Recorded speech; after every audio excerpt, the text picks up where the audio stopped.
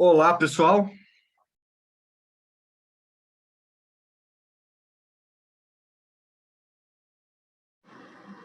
Opa, boa noite. Boa noite. E aí, como é que estamos? Tudo certo aí, Pablo? Tudo tranquilo. Novidades? Ainda nada de novidade? Não, né? Tá certo. Como é que tá o trabalho? Agitado? Assim, um pouco, né? Sempre tem algum paciente que é mais desafiador. Mais desafiador, tá certo. É isso aí. Esse que é a mágica do negócio, né? A gente tentar sempre estar resolvendo os casos. Essa função é difícil, né? Tomada de decisão. Tomada de decisão é a mais difícil, né? A gente conseguir saber que está tomando as decisões É, melhores. é uma E aí? insegurança, né? De será que vai tomar uma decisão boa ou não. Exatamente. Né? Esse que é o perfil que a gente às vezes tem que trabalhar bastante, né? E nem sempre a gente vai tomar as melhores decisões, não tem jeito. Mas que nem a gente sempre conversou, né? Muitas vezes mais importante do que a tomada de decisão propriamente dita é não deixar de. Mais importante, não, né? O pior cenário é não tomar decisão. Isso que é complicado. Então, por isso que eu falo, sempre vamos trabalhar em grupo, né? Não mais, ele acertou, ele errou, ela fez, ele não fez, ela fez. É, gente, ou a gente acerta todo mundo junto, ou a gente erra todo mundo junto, né? Mas tomar a decisão na terapia intensiva, na emergência, acho que é bem complicado. É um paciente grave, tem risco, é a vida ali que está em jogo, então a pressão vem de todos os lados, né? Do tutor, do paciente, a gente mesmo se sente pressionado, sempre está tentando tomar as melhores decisões. Marco, microfone aberto, tudo bem, cara? Tudo, você? Tudo bem também. Me conte uma novidade boa que aconteceu essa semana na sua vida, Marco. Em relação ao trabalho, Qualquer coisa, pode ser pessoal.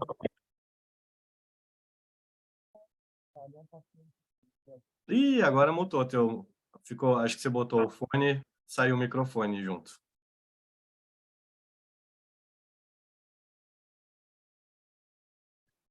tá conseguindo ouvir? Agora estão.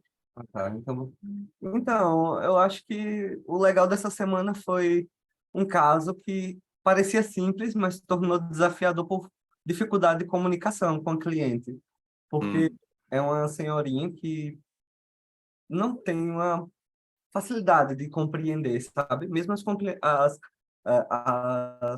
informações mais simples.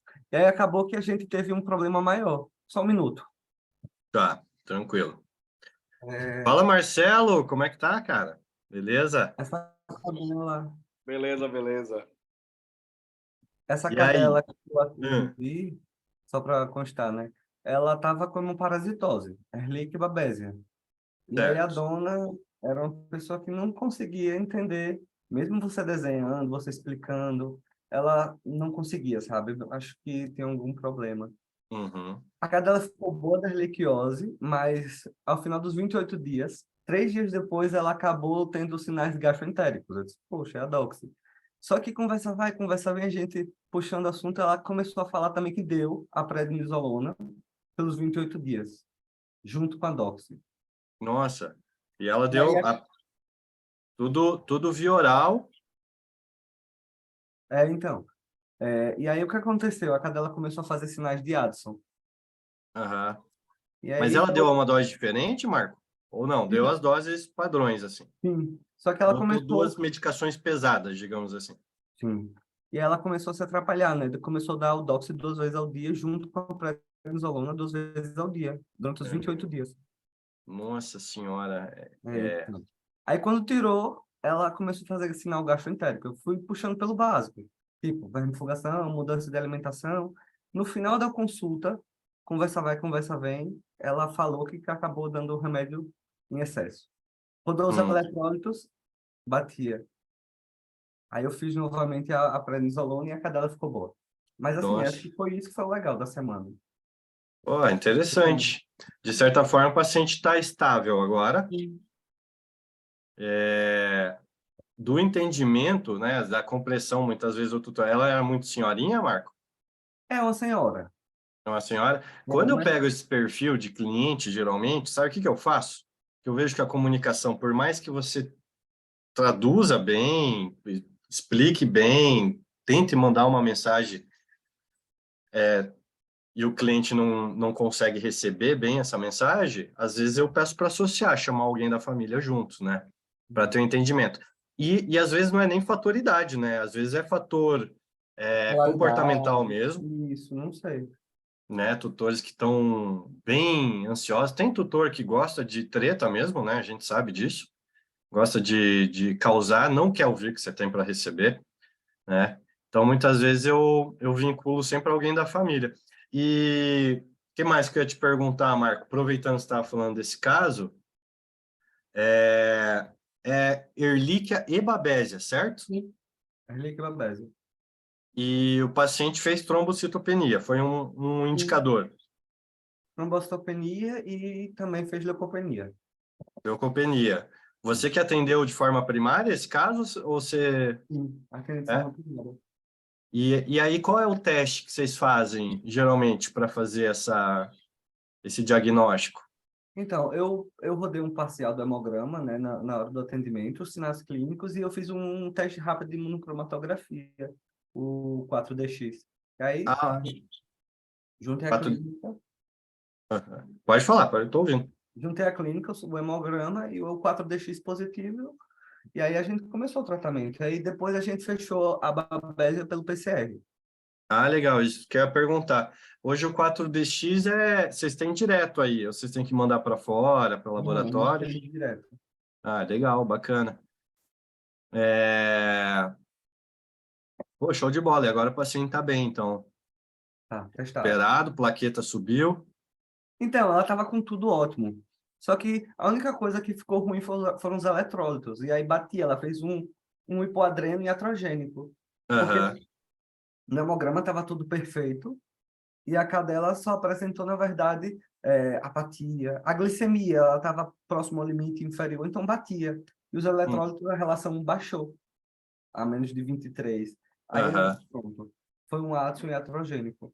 E quanto estava a relação no começo, para Então, eu mapear? não tinha os eletrólitos iniciais. Ah, Quando ela veio fazer essa nova avaliação, por conta do quadro gastroentérico, eu pedi pela possibilidade de ficar interna, mas ela estava, em teoria, eu fiz lactato, acho que não fiz lactato, atendi ela em consulta clínica normal.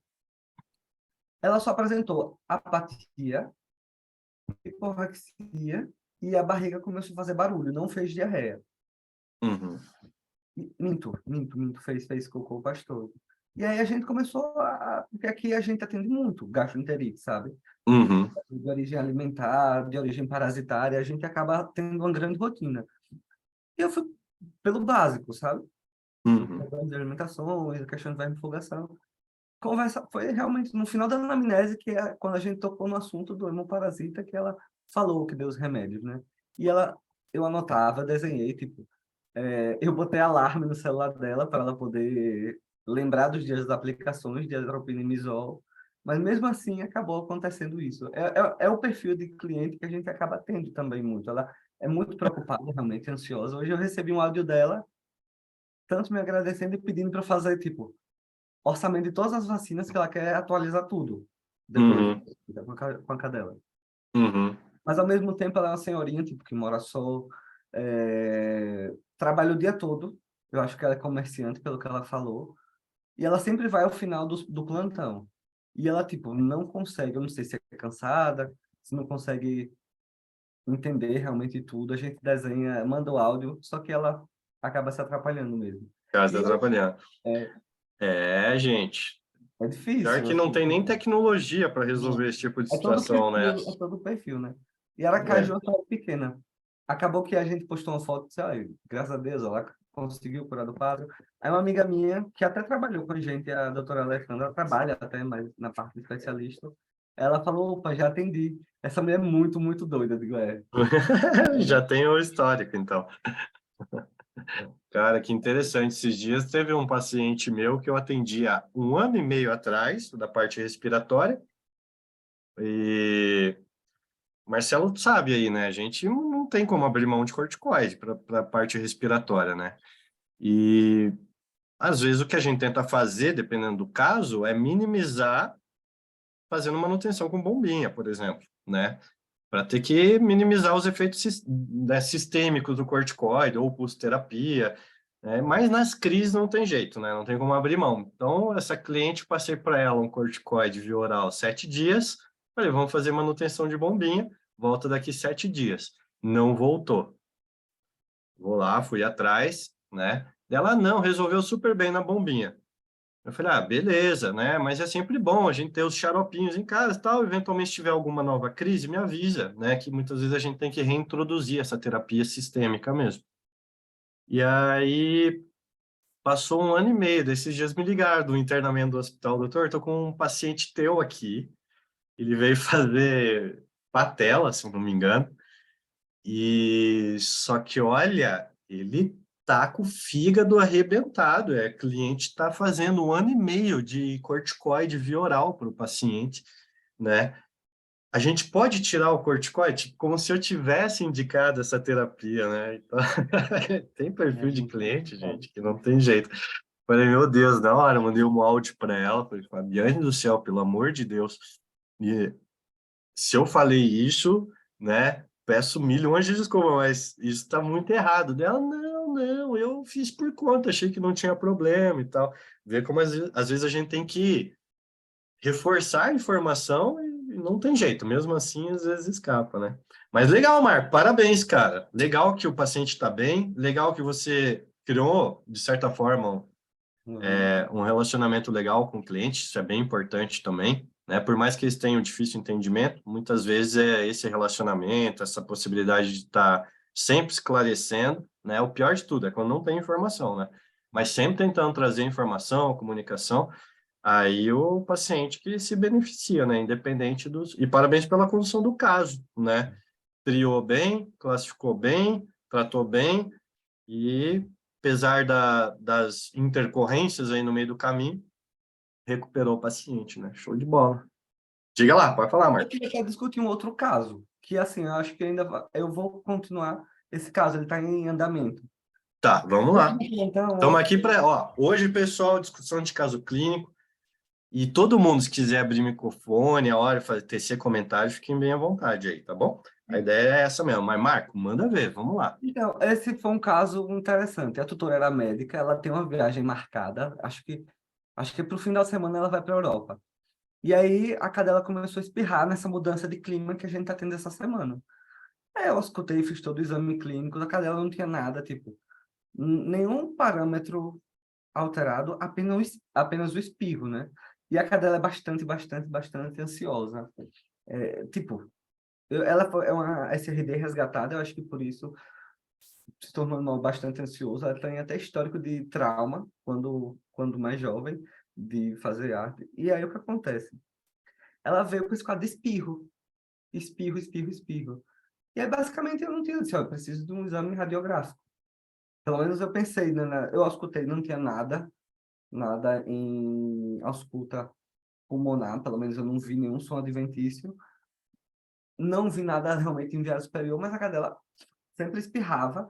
Ela falou que realmente era mais à noite, nessa mudança climática à noite. Conseguia dormir, então por isso eu não pensei tanto em corpos estranhos. Ela falou que dormia. Ela passava o dia bem, mas quando nessa mudança climática, a gente via que os quadros se intensificavam. Uhum. E aí ela me falou que ela é médica, ela levou 3 dias para observar e conseguiu levar lá para a clínica. Aí eu sei que era um dia, eu disse, olha, a gente precisa realmente fazer um exame. Eu pensei realmente menos invasivo, um raio-x de cabeça, para pensar num quadro de sinusite bronquite, sendo que eu também expliquei que o espirro em si, não necessariamente ele está só relacionado a essa via, né? Mas tem vários receptores até aqui embaixo, né? Na via aérea inferior. Mas aí eu falei, ela estava sem tempo, porque acho que ela também tinha médico, não podia esperar o anestesista para poder fazer o raio-x sedado de cabeça e trato respiratório. A gente assinou o termo, e aí eu passei o tratamento com o Avamis. Hum. Ela teve uma melhora, mas aí a gente vai marcar retorno amanhã sobre esse caso, porque ela, acho que ela fez o raio-x hoje sobre sedação, não sei, vou até ver no sistema amanhã, para Uhum. ver se tem algum indício. Aí eu falei que se realmente no exame não sugerir nada, aí é o caso que a gente encaminha para Marcelo para poder fazer os próximos Da detalhes. sequência, né? Buscar diagnóstico. Perfeito. Espirro é sinal clínico, né? Sim. É resposta orgânica. Tem alguma coisa ali fazendo irritação e gerando uma manifestação fisiológica tentando expelir algo. Geralmente, na maioria dos casos, está atrelado à via respiratória superior, né? Apesar de você falar, nossa, mas isso pode ser outras causas. Pode. A grande questão é que diagnóstico, por exemplo, de um sinal clínico como esse, e a gente vai pelo histórico, então você já falou algo que é bem importante. Olha, se o espirro não é constante, será que é corpo estranho mesmo? Né? Porque corpo estranho, eles encasquetam em O tempo todo. espirrar, né? Ah, processos infecciosos, às vezes acompanha a secreção, por exemplo, né? Não E tinha secreção. sem Não tinha. secreção. Uma coisa que eu gosto de observar muito, por exemplo, eu pego meu celular e boto na frente do focinho, né? Para ver o fluxo, né? Tento entender se o fluxo de ar está passando nas duas narinas, se tem algo que é um lado só, é unilateral, bilateral, né? Porque toda inflamação, que é a rinite, né? Ela pode ter várias causas, né? Mas toda inflamação, muitas vezes, ela faz um padrão restritivo do fluxo. Então, dependendo do grau, isso também pode dar algum indício para a gente, de algum diferencial. Eu sou suspeito, porque dependendo do caso, por mais que a gente trate, às vezes, né, às vezes o diagnóstico ele pode vir, quando o espirro começa de uma forma muito aguda, o próprio diagnóstico pode ser clínico, né? Você entra com tratamento para aliviar, que nem a gente, vai ter dias que vai espirrar mais, se é alérgico, né? Se é alérgeno ambiental, que é o padrão, geralmente, né, que está acompanhado, excluiu corpo estranho, excluiu possibilidade, é que eu não sei muito bem do histórico, né, mas o histórico ele entra muito para te ajudar a direcionar Não. bem isso. Sobre o histórico, realmente, assim, eu procurei sobre mudança de ração, questão de ambiente, pólen, jardins, produto de limpeza, detetização, realmente não teve nada. A única coisa que teve de anormal foi que o clima aqui de Aracaju, ele sofreu muita oscilação. Ficou bem Uhum. úmido nesse período. E Uhum. aí a cadela começou a espirrar realmente nesse período. Eu Uhum. pensei realmente num processo de origem alérgica, não sei, ou algum tipo de poeira no ambiente, algum tipo de dispersor que aconteceu por conta dessa mudança climática. Ela Uhum. respondeu ao tratamento com o Avamis, que tem a fluticasona, né? Tem um efeito antialérgico. Uhum. E aí eu estou pensando justamente nesse caminho. Eu fico É, e impaciente. é uma possibilidade. Variação climática é uma possibilidade, né? Por exemplo, climas mais, eu não sei como que foi a mudança aí climática, mas climas mais frios, né, geralmente fazem mais ressecamento Sim. de via respiratória, isso pode gerar irritação. Então, aqui no sul, por exemplo, inverno, o pessoal está com o nariz vermelho, geralmente, né? De tanta rinite que isso pode desenvolver, além de alérgeno ambiental. Aí é uma questão, quando é estacional, climático, né, fator ambiental, você entra com o tratamento, ele vai ter uma resposta positiva. Se tira o tratamento, né? Se for um quadro que não é autolimitante, por exemplo, ele vai persistir. Aí entra bem o diagnóstico. Mas antes de falar diagnóstico, tem um ponto importante aí no que você comentou, tá? Resposta clínica. Oi? A resposta clínica. Não, a resposta clínica muitas vezes te dá um diagnóstico clínico, né? O paciente melhorou ali e não teve recidiva do quadro, né? Segue o baile. Pode ser muito fator climático, como você levantou e tudo mais. Mas antes de eu falar disso, queria um comentário aí do Marcelo. Pronto. Alguma coisa aí, Marcelo, para acrescentar? Eu não ouvi qual a raça do animal. Qual, Marcelo? O que eu atendi do espirro? Hum. Era o SRD. SRD. SRD, Médio, gordinho, magro, tudo. magro, muito magro. Magro não tem história de doença alérgica. Marcelo, acho que ela tem dermatopatia.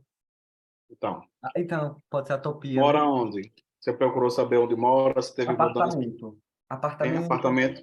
É coisas Apartamento. importantes que você tem que saber em apartamento. Vamos supor, teve recentemente, adquiriu estofado novo, pessoas Então, começam a perguntei sobre chover. tapeçarias, cortinas, também não.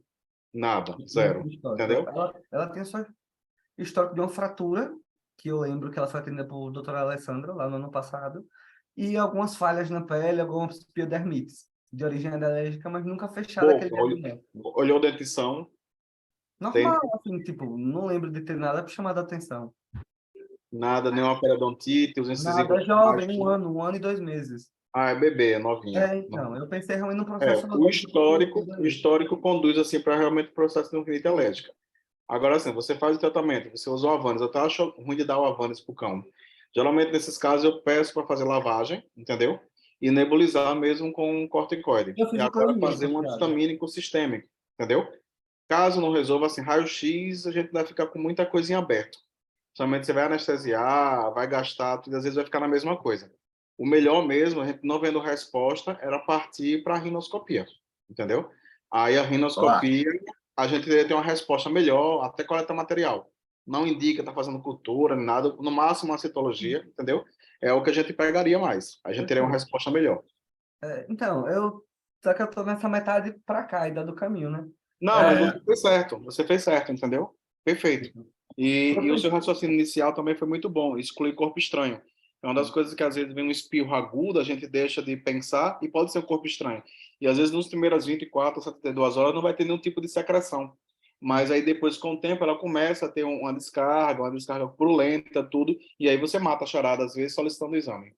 É uma coisa. Eu passei o Avamis também porque a tutora é médica. Ela conseguia, Ah, sabe, então pronto. fazer esse Perfeito. tipo de Perfeito. processo.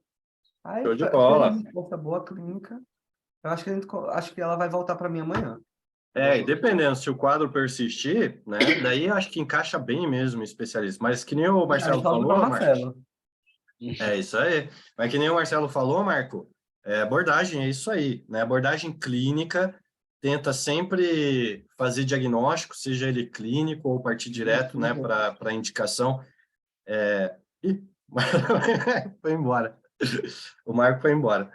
Olha o Carlos Sumiu. tentando.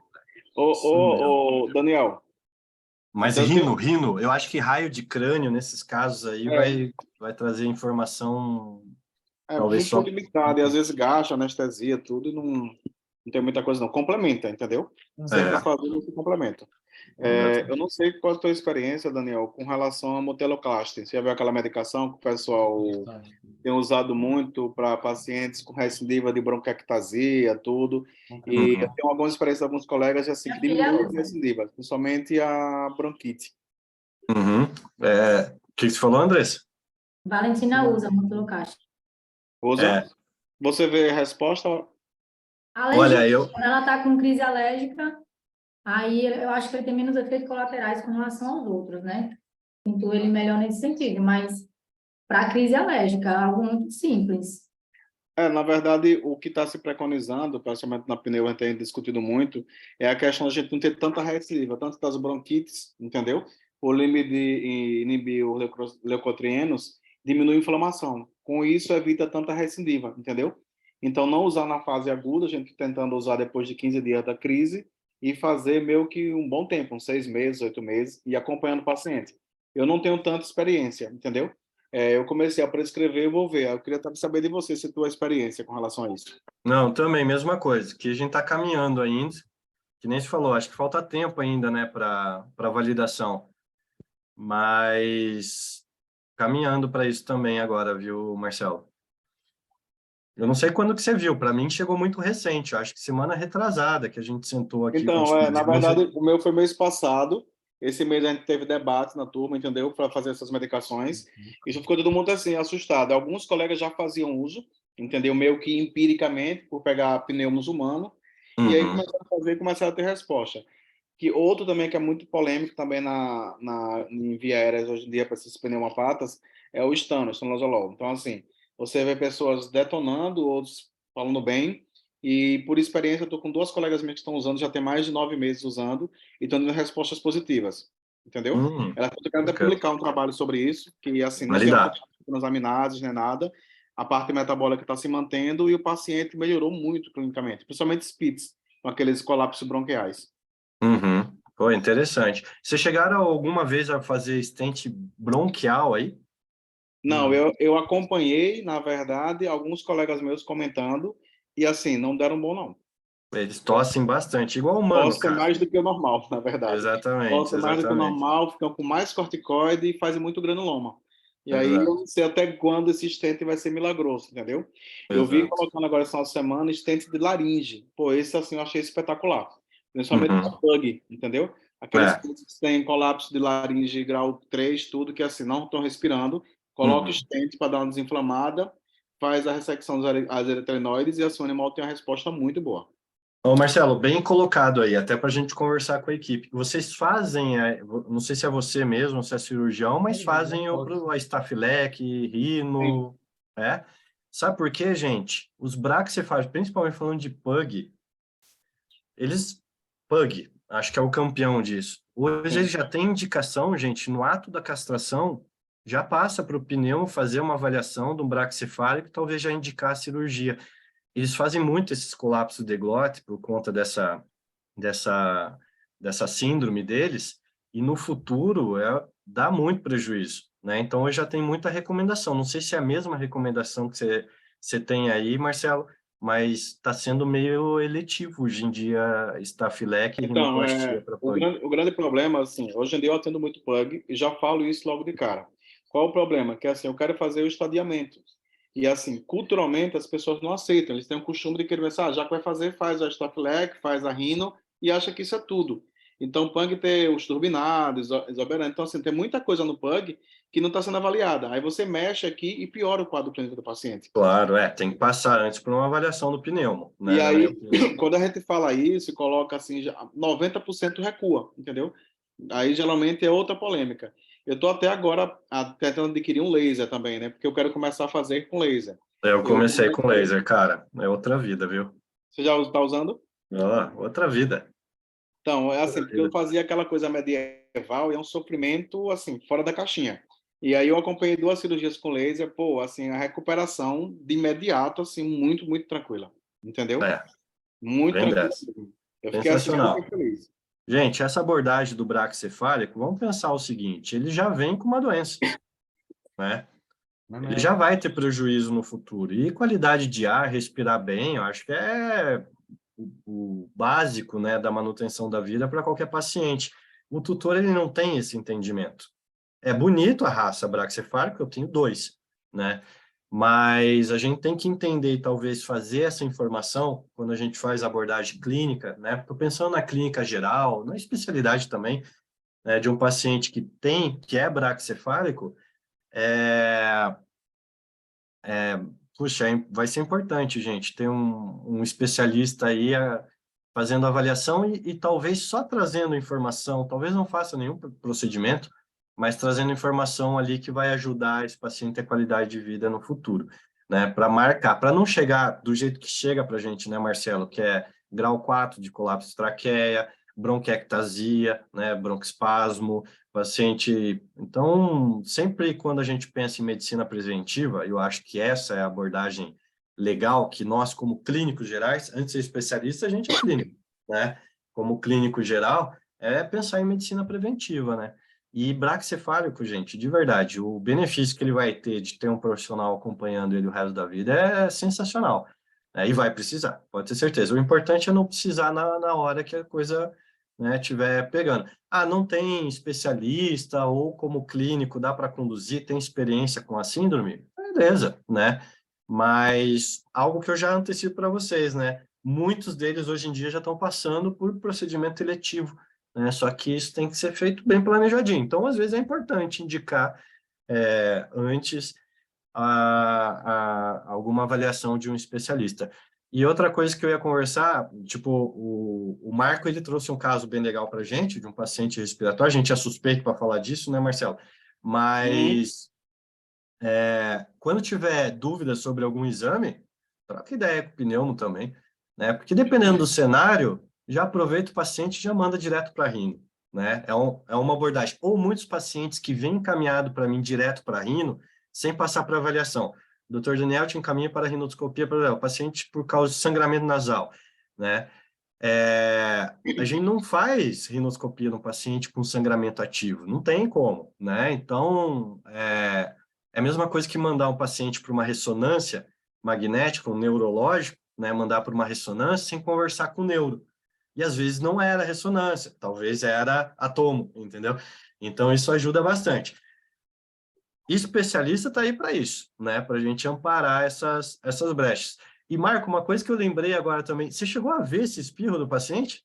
Não, ele não espirrou na sala. Sabe o que eu faço sempre? Às vezes o cliente confunde, às vezes é espirro reverso, às vezes é tosse, eles confundem com espirro. Eu mimetizo também. Pede para filmar quando tiver essa crise e te mandar, né? Às vezes muda todo o cenário, né?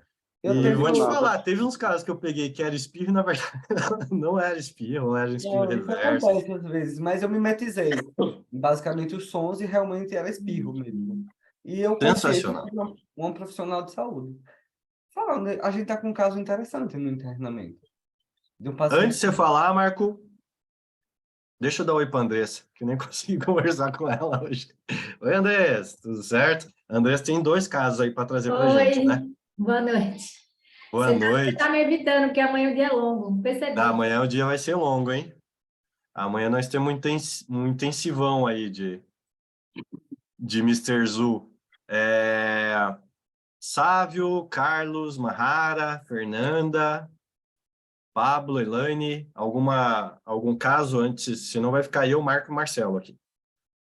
Bota para a caso Elane falar, tem que botar para esse pessoal conversar. Elane, Ela Sávio. vai passar depois, mas pode deixar Marcos falar o dele aí também. Então vamos embora, vamos continuar. Aproveitar. Tô com o menino dando trabalho aqui, já eu falo aí. Beleza. Ó, Marco, temos até meia-noite só aí, cara, então aproveita. E só, assim, interessante meus casos. Mas eu acho que no internamento está com um caso muito bom. Não sei se vai ser falado, que é o caso de Ian. Acho que a gente tem mais propriedade para falar sobre. Então, do internamento eu separei 2 pardos, uma que morreu e uma que ficou viva. Até para a gente contextualizar o que a gente já vem falando, né? Antibiótico, sepse, choque, e juntar todos esses treinamentos e debater, né, a conduta, ver se o Daniel acrescentaria alguma coisa, se a gente modificaria alguma coisa da terapêutica, por mais que a gente ache que é batido, mas às vezes a gente deixa passar alguma coisa, né? Claro que a gente não vai salvar todo mundo, mas teve um que morreu, teve um que ficou vivo, e a gente quer entender se poderia ter sido feito algo diferente. E tem um outro paciente que é choque séptico, mas o foco, eu não sei se eu falei com você, o foco era o testículo e próstata, esse outro paciente. Comentou, o do Marco está incluso aí, o Ian, Marco, que você falou? Não, e eu não coloquei, mas se quiser falar, aí pode falar. Quer falar do Ian, Marco? Antes Então, da gente... Ian, é porque não fui eu que atendi dessa vez, ele tá, acho que foi encaminhado para o doutor Fernando, né? Ele é meu paciente de clínica endócrina. Ele tem hiperadreno. O hiperadreno dele a gente trata. Agora a tutora, ela... Ô, Marco, rapidinho, só eu vou cortando aqui, tá? Mas qual que é a idade, raça, espécie? Então, Ian, ele é um Shih Tzu. Ele é idoso já, acho que ele tem uns 11 anos. Ele tem hiperadreno, se eu não me engano, ele tem cardiopatia também. Marcelo, acho que sabe alguma coisa, né? O hiperadreno diagnosticado. Diagnosticado e tratado. Só que a dona, ela viaja muito para a Europa, sabe? Deixa muito para fazer o tratamento com a empregada, paga de doida e desaparece. E aí depois volta. Ela parou de fazer o tratamento, viu? Então, eu sei disso, ela parou de tratar o hiperadreno. E aí eu acho que ele desenvolveu um quadro de consolidação, né, Elaine? Já confirmada. Suspeita. Tá. Ele tem suspeita de bronquiectasia também, só que o doutor Fernando também já vem acompanhando, é cardiopata. Foi solicitado já para fazer broncoscopia, mas a tutora não autorizou. Isso já tem um tempo. E aí, doutor Fernando Aí ficou segurando, porque a tutora não tinha liberado o exame para fazer, aí não fechou o diagnóstico, e aí nisso o tempo foi passando, passando, e o cachorro piorou agora, e amanhã vão resolver se vai fazer, se a tutora vai autorizar ou não. Ô, Elaine, o que que é a piora dele? Piorou, que eu vi que ele tem várias comorbidades aqui, né? Piorou É, a cardiopatia, a o respiração, respiratório, o o respiratório. respiratório. Ele deu E foi, entrada na emergência na quinta-feira, com quadro de dispneia, e desde quinta-feira que ele está em uso de oxigênio direto. e A antes ele gente não manifestava de dispneia, não, nada. segundo a tutora, não. Aí a tutora, ela ainda está um pouco incrédula em relação ao quadro dele, a gravidade, ela não consegue entender, a gente já conversou com ela várias vezes. E aí ela até comentou comigo, porque ele estava bem, disse que ele estava levando um pet shop, e nesse pet shop parece que ele teve algo parecido com um desmaio, segundo a tutora, e aí teve essa crise de espirros e dificuldade respiratória. Aí já chegou na emergência muito dispneico. Eu lembro que ele estava eu cheguei a vê-lo, né, quando eu passei pelo corredor e ele estava em atendimento, ele estava, ele ficava em pé, justamente ele estava com dificuldade para respirar, como Ortopneico. isso, estava em posição ortopneica. E desde que ele entrou, hoje foi o único dia que ele ficou mais ou menos 30 minutos sem oxigênio e sem ficar cianótico. Uhum. Elaine, você falando disso aí, agora o Marcos mandou uma mensagem aqui para mim, que tem consolidação pulmonar. Vocês viram isso ontem? Foi ultrassom? Acho que era uma suspeita, Marcelo. Foi na avaliação com o doutor Fernando. Eles cogitou sobre TEP. Então, foi uma das coisas que eu realmente falei, né? Por conta do hiperadreno. Mas É, até então não Ele, tinha, não tinha. ele cogitou hoje. Ah, Hoje tá. foi feito, ele comentou hoje. Aí ele amanhã ele vai fazer um T-Fest, vai repetir. Ele já agendou amanhã, 9h30, combinou com a tutora também. E pelo que ele comentou, ele disse que acha que vai solicitar agora a tomografia. Aí amanhã ele vai decidir, porque na verdade ele estava querendo fazer a broncoscopia. Isso, isso já tem um tempo. Eu não sei assim exatamente quantos meses, mas já tem tempo pelo porque que ele me falou. pegando essa história que agora que você me contou, que está muito tempo sem fazer tratamento para hiperadreno, eu já tratei Ian, acho que há uns 40 dias atrás, ou antes dela ir para a Europa.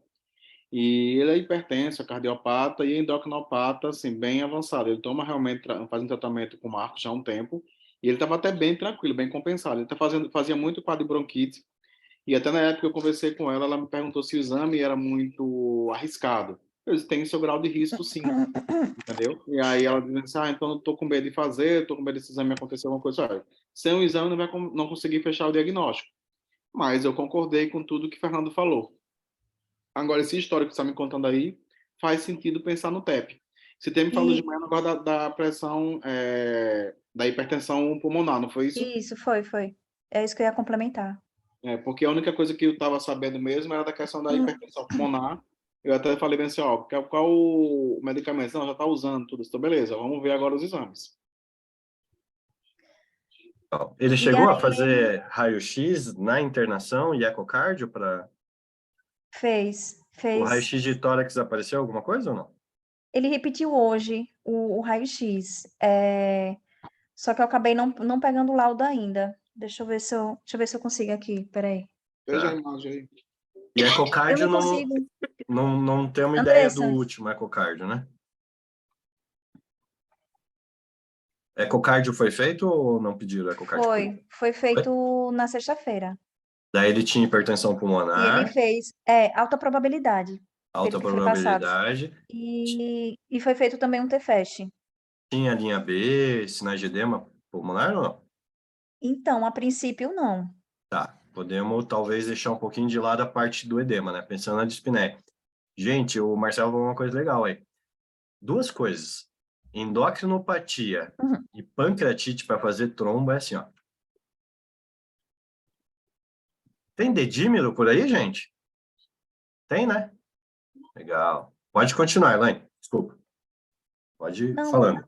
Não, e assim, e acabou surgindo um probleminha assim, que não tem nada a ver com respiratório, até estava conversando com o doutor Marcelo hoje de manhã, né? Que no sábado ele estava internado e aí a gente descobriu que ele tem ainda uns cálculos em bexiga. Fora isso, É, ele começou a apresentar dificuldade para urinar, e aí a gente viu na urina uns cálculos bem, assim, minúsculos mesmo, e presença de coágulos. Deu uma melhorada, mas ele tá com. Hoje de manhã estava. Hoje não, ontem de manhã estava com a urina um pouquinho mais escura. E de ontem de tarde para hoje começou a clarear um pouco, mas aí tem essa questão. A gente pediu para fazer urinálise e cultura com antibiograma. Aí legal, eu acho que deve ter sido enviado hoje. legal, Elaine, legal. Da parte de... Bom, do raio-x, a Andressa acho que está levantando aí, né? E respiratório é engraçado, né? Porque é um copinho d'água cheio, né? Qualquer coisinha transborda, às vezes é secundário mesmo, não é primário, né? O paciente que já tem talvez histórico de bronquite, bronquiectasia. Nesse cenário, ele está em oxigenoterapia. Logo, logo teremos agaso aí. Puxa, daí começa a tirar índice de oxigenação e já começa a entender melhor esses quadros, né? Se está mais relacionado à via respiratória, se está mais relacionado ao parênquima pulmonar. Uma outra coisa que você falou importante e vale a pena sempre conferir, que também tem relação, tá? Pense num paciente que tem hiperadreno, como que é o abdômen dele? Geralmente é bem dilatado, não é? E aí, muitas vezes, eles fazem aumento de pressão intraabdominal. Então, é mais um motivo ainda para piorar ainda a parte respiratória, né? Suspeita de trombo, eu acho que vocês estão bem no caminho certo, buscando o diagnóstico e já fazendo o tratamento do paciente. E na dúvida só da broncoscopia agora, né? No que ela pode auxiliar agora. Eu acho que não vai mudar muita coisa, não. Acho que talvez a tomo seria melhor. Acho que Pareça Então, nesse melhor. ponto o raciocínio dele está melhor, assim, da visão da tomo. Porque a broncoscopia, além do risco dele ter um problema na mesa, mas eu acho que a tomo seria a melhor opção, entendeu? Até questão de prognóstico também. Legal. A tomo vocês fazem fora e tem que encaminhar, né? Provavelmente vai Isso. precisar de estabilização do quadro para daí encaminhar. Sim. E aí ele está dependente agora, né, Elaine, pelo que eu entendi, de oxigenoterapia, conseguiu tirar 30 minutinhos, descompensou, mas ainda está dependente de oxigênio, né? ainda tá. E a parte de oximetria dele tá legal? Com oxigenoterapia? Ou mesmo assim satura baixo?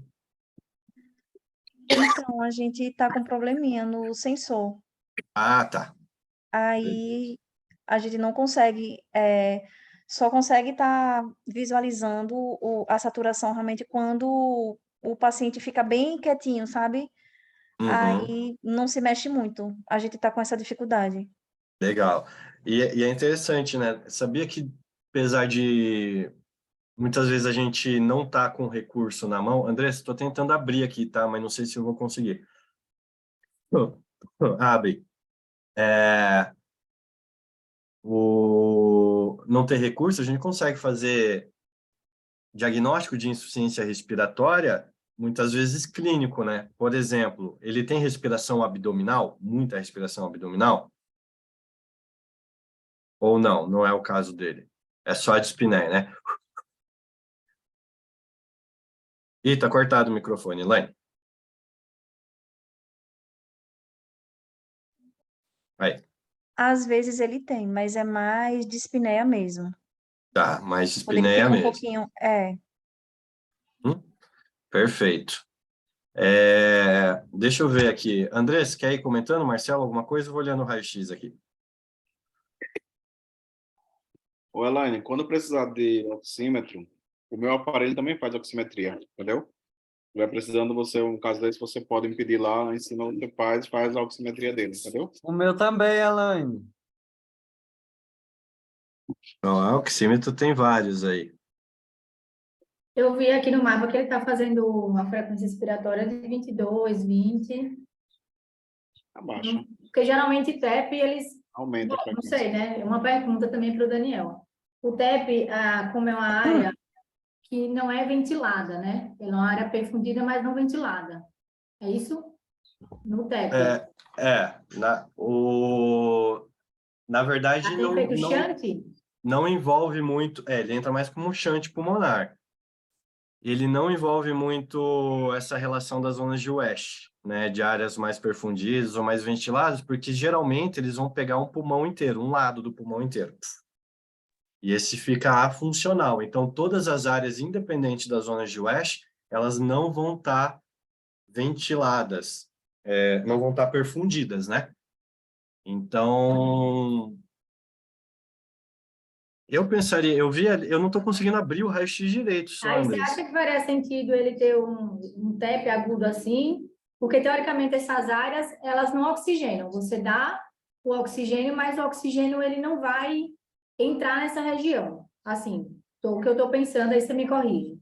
Aí, no caso, esses pacientes, eles são arresponsivos à oxigenoterapia. Sempre vai ter um lado do pulmão que vai continuar funcional. Então, ele responde, só que ele vai responder de um lado só. O Pensa lado acometido, no caso, eu falo, tipo, ele teria uma o lado frequência assim acometido baixa, assim? depende do padrão do trombo também, né? Quando a gente fala mesmo daquele... Ó, amor, eles vão brigar aqui. Desculpa, gente. Quando fala do... aquele trombo clássico que trava toda uma área pulmonar, o que acontece no primeiro momento? Você perde perfusão. Perdeu perfusão, ele faz edema. Então, é um pouco característico. Até em imagem, você vê um padrão de um lado todo acometido, né? O outro lado, ele fica funcional, normal. Mas o paciente, ele responde à oxigenoterapia. Por que ele responde ao oxigênio? Se der oxigênio, as áreas que estão sendo ventiladas e perfundidas do outro lado do pulmão, por exemplo, elas vão representar isso na oximetria. Mas é um paciente que vai ficar, logicamente, hipoxêmico, né? Ele nunca vai respirar tão bem quanto os demais, quanto um pulmão totalmente funcional. Não consegui abrir aqui, Andrés. Ele não tem o laudo? Não, tá só a imagem lá. Tá. Eu não sei se o Marcelo consegue abrir qualquer coisa para ver, mas para ver se tem padrão. É um diferencial, né? Independente do exame de imagem. Eu acho que daria para a gente, pensando que ele é cardiopata também, não sei se tinha sinais de smoking lá, alguma coisa assim na ecocardio já. Mas pensando na condição geral do paciente, muitas vezes pode estar atrelado só a doença de via respiratória, associado à endocrinopatia descompensada. A pergunta é como avaliar, né? De certa forma, tem como encaminhar as gasometrias aí, não tem, Andressa? Dá para pedir para Eu acho que vai ser um exame para muito fazer. esclarecedor, gente, para a gente, independente do diagnóstico, saber quanto que tá, como está essa função pulmonar, né? A partir desse momento, porque diagnóstico de TEP por hemogaso ela não é muito comum, tem que estar assim um trombo bem importante. O que chama atenção é que geralmente esses trombos eles vêm de forma muito aguda, mas sem um histórico prévio, por exemplo, de um paciente que já tem doença respiratória, suspeita de bronquiectasia, pelo que eu entendi, né? Já é broncopata, endocrinopata, cardiopata, vai para um PET shop e descompensa. Pô, será que então não tem questão hemodinâmica envolvida? Será que não tem questão de via respiratória envolvida? Hipertensão pulmonar, vocês estão a evidência alta, não sei se ele já está com sildenafil, já fazendo tratamento, tá? Perfeito. E aí, a partir desse momento... deixa eu ver se eu consigo abrir do teu aqui, Marcelo.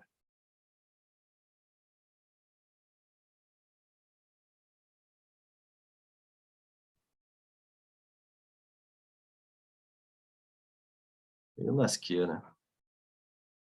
Eu não sei se é porque o Zoom tá ligado.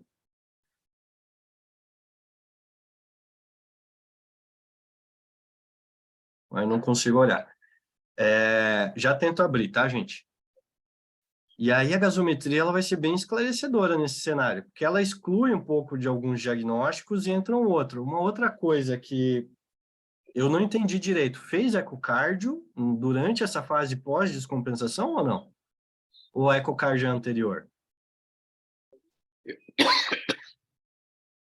Se eu não me engano, o ecocardio dele é Foi feito anterior. na sexta-feira. Ah, pronto. Ele deu Já entrada na foi. quinta-feira à noite, aí foi feito sexta-feira de manhã. E tem o laudo desse ecocardio para a gente dar uma olhada? Eu acho que já está no sistema. Deixa eu ver se o sistema eu consigo abrir. Ah, eu acho que tu não tem acesso, Daniel. Acho que você consegue entrar. Não, é o WhatsApp aqui, esse aplicativo do WhatsApp que está me complicando. O sistema eu consigo. Deixa eu abrir aqui. Quer que eu compartilhe, pessoal, a tela para a gente olhando juntos, Pode ser. caso?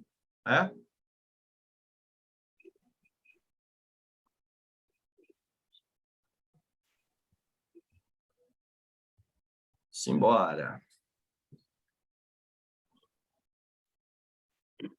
Opa, entrei no CIEV sem querer.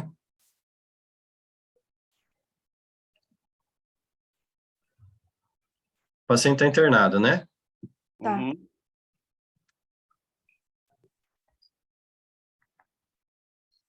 É gel? O Ian? Ian.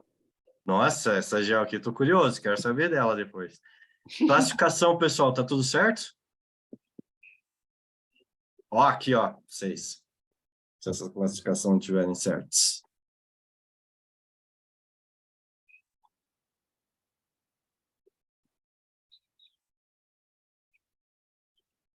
Tá, vamos lá para a parte de exames.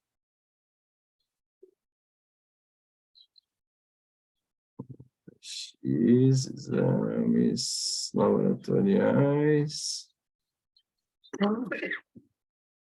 Que dia hoje? É dia 9, foi na sexta-feira. Exame, isso é ultrassonografia abdominal? Não vi laudo do ecocardio aí, não. Não Não? achei, pelo menos. Ultrassom.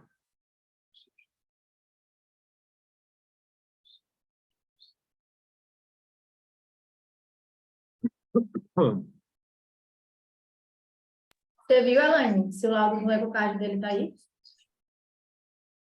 6 orçamento. Ó, dia 6 ele foi admitido, né? Peso, peso. Eu acho que não está mesmo não, Andressa.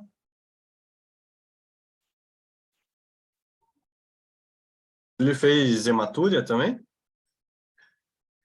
Fez. Ah, por conta lá da vesícula. A gente não sabe se ele estava obstruído, né? Urinálise completa.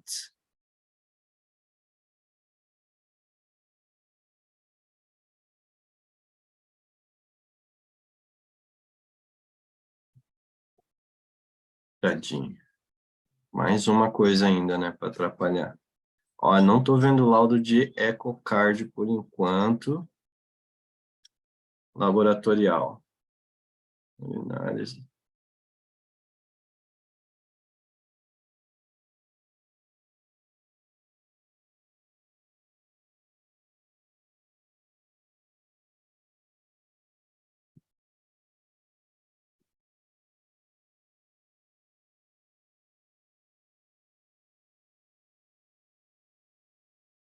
Olha só, tá. Ele tem bronquite já acompanhada, Marcelo, com você?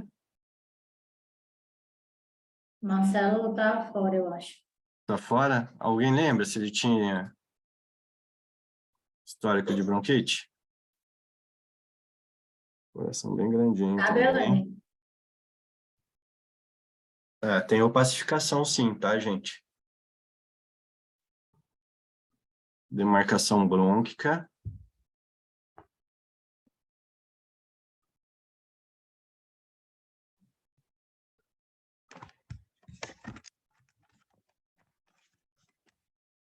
Ó, eu não sou radiologista, tá? Mas eu acredito que tem um pouquinho de insuflação pulmonar aqui, viu, gente?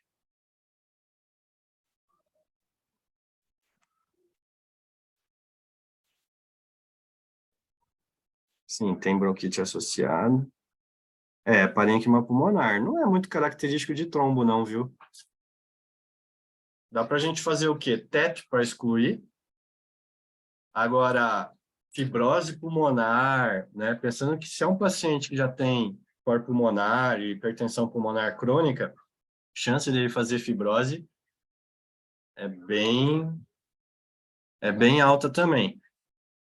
Tomografia esclarece, né? Talvez broncoscopia nesse primeiro momento não vai esclarecer. Agora, um exame, gente, que vai ajudar bastante a gente vai ser a gasometria arterial, né? Talvez a gente prever. Eu rodaria um dedímero desse paciente para só ver mesmo. Como é um paciente endocrinopata, não sei o quanto nessa fase, né, eu não vi bioquímicos dele aqui, mas não sei se já vai ter alguma alteração em TP e TTPA, né? Para pedir algum coagulograma, alguma coisa nesse sentido. Mas eu pedi um dedímero só para a gente avaliar, pensando nos históricos que esse paciente já tem, né, de doença endócrina, e faria a gasometria. Aí, com a gasometria, o que a gente vai ter de abordagem? A gente vai conseguir ver o quanto de lesão de parênquima pulmonar, qual o tipo da insuficiência respiratória, classifica essa insuficiência respiratória. Junto com isso, né, pensando que é um paciente que tem doença urinária, já coletou urina, já mandou para a cultura, e pensando que ele muitas vezes pode estar tendo alguns sinais, pensando numa cistite que seja, né? Não só na formação dos cálculos em si, mas dificuldade de urinar. Se esse paciente está retendo muito urina, Elaine, ou está urinando normal hoje, ou nota Tá que às urinando vezes ele urina, normal. está urinando Ele normal só, ele só apresentou dificuldade no sábado, no sábado. na madrugada de sábado. Tá. Mas aí no sábado ele começou a expelir uma grande quantidade de cálculos, mas aí depois ficou urinando. Gente, Agora será ontem, que... pode continuar, desculpe. não, aí ontem foi que a urina dele estava mais escurecida e tinha assim, estava mais hematúrica, né? Só que agora já está mais amarela. E aí Tá. tem alguns pontinhos assim de coágulos que saem, Uhum. mais Será que esse pontos. cão não obstruiu e por isso que ele descompensou tudo, né? Principalmente parte respiratória? É um cão que já tem bronquite, eu não consigo avaliar bronquiectasia, né, por radiografia, isso daí geralmente é tomografia pulmonar mesmo, mas pensando no paciente que tem histórico respiratório, né, de via respiratória e tem cardiopatia, né, e tem histórico de hipertensão pulmonar, qualquer coisinha, né, o copinho da água cheio vai transbordar. Pensando no paciente agora, né, independente dos exames, se tiver condição, faz uma PIA também, só para ver se não está fazendo hipertensão intraabdominal, né, e às vezes compartimentaliza, aí vira uma cascata essa síndrome. Isso como forma, né, de tentativa de diagnóstico ou de entendimento de qual que é o sistema que está descompensado nesse momento. E a gente sempre vai ter esses casos mais graves, é multifatorial, né? Então, tem disfunções múltiplas aí associadas, que a gente tem que dar o foco e prioridade, que no meu ponto de vista, e pelo que eu estou entendendo do caso, é o respiratório. É um paciente que ainda está dependente de oxigênio por algum motivo, né? Ou é via respiratória ou é parênquima pulmonar. Então, a gasometria esclarece melhor isso, esse entendimento, né? E junto com isso, a ideia da abordagem vai ser desmamar ele do, do oxigênio o quanto antes, né? Acho que essa é a abordagem principal. Puxa, o que você vê ali no raio-x? O raio-x, nesse momento, está tudo comprometido. Às vezes é a bronquite que descompensou, e aí ele faz essas variações aí de parênquima pulmonar. A única preocupação maior é se o paciente realmente tiver aí um quadro de fibrose pulmonar, alguma coisa nesse sentido, né? Depois pede para o pessoal da imagem, tem alguém da imagem aí ou não? Não? Para daí avaliar e laudar, né, com mais experiência, para ver se tem sinais, por exemplo, de insuflação mesmo, né, se tem sinais aí às vezes aparece probabilidade de bronquiectasia, probabilidade, o que eu vejo é lesão de parênquima pulmonar e bronquite. Não tem colapso. É isso que eu consigo identificar, né? Mas vamos esperar o laudo, então, da imagem para a gente ter alguma certeza maior no que a gente está lidando. O que você acha, Andressa? Cara, meu conhecimento aí é extremamente restrito. Então, É nada. eu só acho que não parece ter TEP envolvido. Acho, não tenho certeza, mas não me parece porque TEP eu já tive algumas aulas da parte de coagulação, né? Não foi nem aula de respiratório, foi voltado para trombo, aula de trombo. Pelo que eu vi, de como ele se apresenta, claro que a gente tem pouca informação, né? Eu acho que não é trombo, mas não consigo fazer muita consideração, não. O que mais, gente? Alguém tem algum comentário? Ah, e se for fazer a gás arterial, lembrar daquele esquema lá até que o Daniel falou da outra vez, né? Porque ele tá no oxigênio, né? Então, é pra tirar, e tem um tempinho, né, Dani? Se puder falar de novo aí. A parte da gasometria, gente, a gente consegue ter uma informação mais fidedigna quando a FiO2, o paciente está com FiO2 ambiente, ou seja, 21%, sem oxigênio. Dependendo do perfil do paciente, se ele tiver condições, eu tiro ele do oxigênio, deixo uns 2 minutinhos fora, para daí fazer a coleta da gasometria. Porque ela não é tão apurada para alguns índices, principalmente gradiente alvéolo arterial, né? Quando a FiO2 está acima de 21%, ela não é tão apurada, beleza? A PAF em si, ela não vai influenciar com a FiO2, né? Mas eu acho que tirar gradiente, diferença alveolar arterial, e a gente tirar a pressão alveolar também, né? Acaba sendo bem um índice a mais que a gente pode ter com a gasometria. Deixa eu ver se eu acho aqui um raio-x de cão. O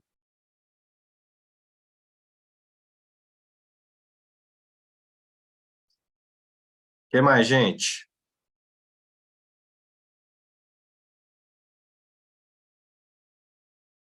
É possível, é possível. Outra coisa, um gato fazer um trombo ali é a aorta abdominal, né? Na trifurcação da aorta, que faz a paresia dos membros. O lugar mais comum seria ali na aorta abdominal, né? Na trifurcação da aorta. É possível ele fazer um trombo de origem cardiogênica, sendo que ele não tem smoke sign no eco? É possível? Sem smoke sign, sem nenhum achado para substrato para pensar que ele fez algum tipo de estase ali no coração e ele faz esse trombo que saiu dali? Tem essa possibilidade? Não tem hipertrófica e a cardiopatia é fenótipo não classificado. Tá, dele fazer um trombo, um gato, é isso que eu entendi? Um gato, o gato tem trombo em aorta abdominal ali, fez paralisia, chegou com as patas frias, a gente fez a glicemia, deu aquele glicemia, tudo sugestivo, temperatura, nanã. Uhum. A pele apodreceu, morreu. A dúvida ficou na origem desse trombo. Na Certo? origem. Geralmente Esse vem do gato, coração, né? Quando é aórtica, assim, né? aí a gente foi solicitado o eco, né? Ela Uhum. tinha FeLV. Uhum. A gente não encontrou substrato para neoplasia, pensando em a neoplasia ter ocasionado esse trombo e a neoplasia ter vindo pela FeLV. Não achou, né, Lani? Neoplasia nenhuma, né? Me corrija aí se eu estiver errada. Vou cair? Não, estamos ouvindo. Acho que você perguntou para a Elaine Não, tá abrindo o microfone. Não achou nenhuma neoplasia, né? não achou não. Pronto, aí a gente não achou neoplasia, mas foi uma coisa que a gente pensou, porque ela tinha FeLV, só que a gente não vasculhou ela inteira. Então, talvez Trauma. estivesse em algum lugar. Tinha FeLV. Ela Trauma fez é uma possibilidade. Teve histórico de trauma. sem Não. histórico de trauma, início agudo, E doença não. metabólica, a priori, não tinha nenhum substrato, mas não foi descartado, a gente também não chegou a investigar, foi tudo muito rápido, ela fez o eco. Uhum. O eco, ela tinha cardiopatia, não, com fenótipo não diagnosticado. Não era hipertrófica, eu esqueci a palavra que fala, não classificada. Não classificado, mas tinha cardiopatia.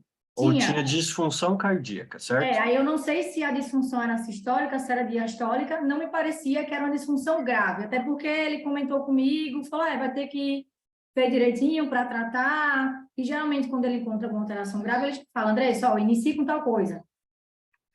Eu não Uhum. sei direito o que achou, mas era fenótipo não classificado, não era hipertrófica, não tinha sinal de smoke sign, não tinha nenhum trombo, não tinha nenhum substrato para pensar em trombo, Uhum. em coração não tinha nenhum sinal de estase. Uhum. E aí a minha dúvida aí ficou como se talvez esse trombo viesse dali. É possível um trombo vir dali sem ter essas correlações ali no coração? Você já viu isso? Olha, eu acho que impossível não é comum, né? Pelo padrão do trombo que você está falando, a região dele, e tirando todas as evidências, principal, né, hipertrófica ou cardiopatia, de uma maneira geral, histórico de trauma, coagulopatia, eu acho que alguma dessas no final não é comum. Pode ter outras causas, né, Andressa? Mas eu, de verdade, nunca vi na minha rotina sem ser uma dessas possibilidades, sabe? E às vezes que eu O- vi que veio de coração, ele tinha sinais de estase ali, né? Tinha nem que fosse de um sign leve, não via trombo, mas via que tinha aquela fumacinha ali de estase, né? Tinha É, uma função sistólica, tinha sangue não, parado. tinha smoke, então, no coração? Não, Tinha? não Ah, tinha não smoke. Eu tinha. falo assim, os casos E que eu não era vi. parasitário, né? Então, é isso que eu fiquei pensando. Será que isso é possível? Porque no primeiro momento eu pensei, eu acho que não sei, eu fiquei em dúvida se era possível vir do coração, se não tinha nenhum substrato no coração para pensar. Porque a priori foi colocado como é do coração, né? A gente também não achou mais nada e não teve nenhum entendimento. Vamos Mas lembrar eu da fiquei nessa dúvida. fisiologia, né? A aorta sai do coração. Ela vai atravessar, ela vai direto, gente, atravessar quem? Atravessar tórax e abdômen, vai parar. É possível esse tipo de trombo vir oriundo de uma pancreatite? Pode, aí com certeza. Aí é por coagulopatia, né? Aí ele pode se É, manifestar em qualquer lugar. Mas pancreatite é, é uma forte evidência aí da possibilidade de formação de trombo, sim. É uma porque, das que Andressa, tem que fazer tromboprofilaxia, né? Pancreatite é uma das doenças que tem que tá lá Mas no... o gato tinha pancreatite? Ah, tinha então, pancreatite? Não tô sabendo. ele não tinha pancreatite, só que eu tava pensando, foi Ana Maria, né? Eu tava pensando nela esse final de semana, e eu revendo os exames, ela tem uma LT aumentada e já tinha uma hepatopatia ali na ultrassom. Então, não foi confirmado nenhum tipo de pancreatite, mas pensando em um possível trombo, não de origem cardíaca, e com esses sinais de já uma hepatopatia, uma lesão hepática com a LT aumentada, pensando em uma possibilidade de poder ser uma pancreatite que causou um trombo. Vocês fizeram teste de coagulação Ela fez, né, Elaine? Fez. e teve alteração? Ah, eu não lembro do exame de coagulação dela. Mas ela não tinha clínica de pancreatite também. Não? É, E ela não tinha disfunção hepática também. Uhum. O gato não tá tinha. vivo ou não, gente? Só para eu saber. Foi para cirurgia, tirou Não, o trombo? gato morreu Ah, tá. apodrecendo. A perna dela estava podre, ela estava fedendo na época que ela morreu. Puta, Ela pior não que fez eu acho terapia que clínica. é complicado. Esses casos aí é difícil demais, né? E até com cirurgias. Putz. Tá. Não, senão eu ia começar a perguntar de tratamento. A gente fez enoxaparina, a gente fez clopidogrel, aquela dose lá que o próprio guideline orienta, a dose mais alta. Eu cheguei a conversar com Carol, até. Ela inicialmente iria para Carol, mas a dona fez um Chernobyl lá, porque não acreditava em consulta online, aí a gente preferiu, então fica por aqui mesmo. Para Carol daqui? Carol lá, Carol Ruiz. Ah, legal. Uhum. Aí eu cheguei a conversar com Carol tudo, aliar para ela, mas ela não acredita em consulta online, nem foi para uma hematologista daqui, mas assim, fez a terapia clínica, a gente sabe, né, o fim dessas coisas também, né, não tem muito... Tava os dois membros, tipo, ela apodreceu, eu não sei nem se com cirurgia seria possível resolver, né, mas naquele É, caso. dependendo da região, né? Às vezes eu já mando para tomo e já mando para o cirurgião dizer se é Ela operável ou não não é quis fazer operável. tomo, Eu ela tenho um quis vídeo fazer bem legal, hormônio. gente, que eu acho que não tem aqui agora, né? Deve estar dentro dos meus arquivos, mas a cirurgia para isso tão linda, assim, né? Fazendo um O cortezinho, Vero faz muito, né? explodindo o trombo para fora, é bonito de ver, assim. Mas pensando na abordagem, gente, diagnóstica, né, eu acho que vocês tentaram tudo. Eu só viria dessas causas que a gente conversou, se não existe possibilidade de ser coagulopatia mesmo, né? Então, exclui causas parasitárias, cardiopatias, né, exclui traumas, exclui, o que mais que a gente comentou? Trauma, cardiopatia, coagulopatia e Metabólico, né? parasitário, né? É que às vezes o metabólico vai ser secundário, né? A formação. Falou sobre hipertireoidismo. Tá Aí bem ele. sequinha. Exatamente. Mas daí, ó, pensando assim, quais são os possíveis trombos, gente? Vocês já pararam para pensar? O que é um trombo? Sempre que você tiver a tríade de Virchow. Ele pode ser sangue, um coágulo, não é? Mas ele pode ser gás também, não pode? Ah, entendi. Entendeu? Ele pode ser várias coisas. Ele pode ser um parasita. Então, por isso que eu acho que muitas vezes a abordagem de tomografia nesses casos é legal. Ele não fez tomo, Andressa, só para constar. A gente falou desde o início, ela não negou, mas ficou sempre com o pezinho atrás.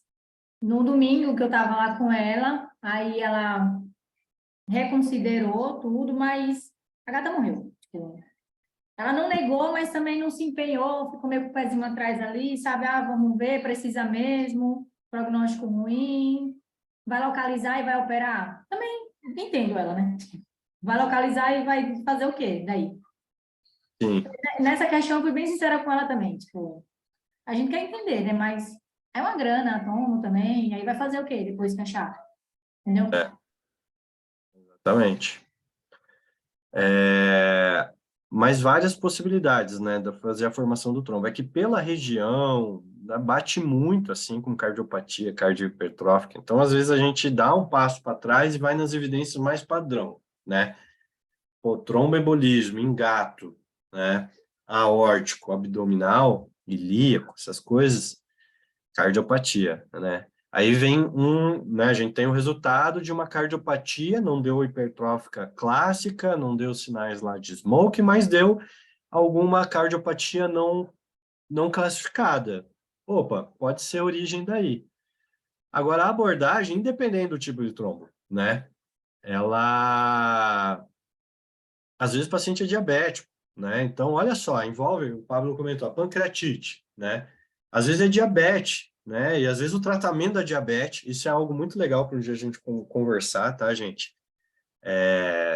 Por exemplo, cetoacidose, né? Se a gente faz bicarbonato no paciente, daqui a pouco o plasma dele vai virar uma gelatina. Então, é uma possibilidade de fazer formação de trombo, por exemplo.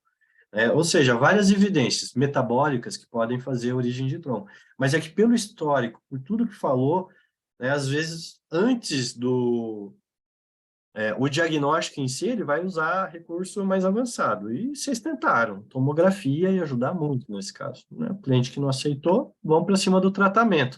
Tratamento de trombo em gato, gente, dependendo da região, é complicado. Deixa eu passar aqui rapidinho, só voltando ali, olha só, mais ou menos padrão de tromboembolismo pulmonar em cão, ó. O aspecto, ele fica bem demarcado, e vocês podem ver, sempre afeta mais um lado, um lobo, do que o outro, né? Isso aqui tá muito zoado, vamos pegar de humano, às vezes dá para fazer um paralelo também. Ó, confunde, às vezes, até com neoplasia.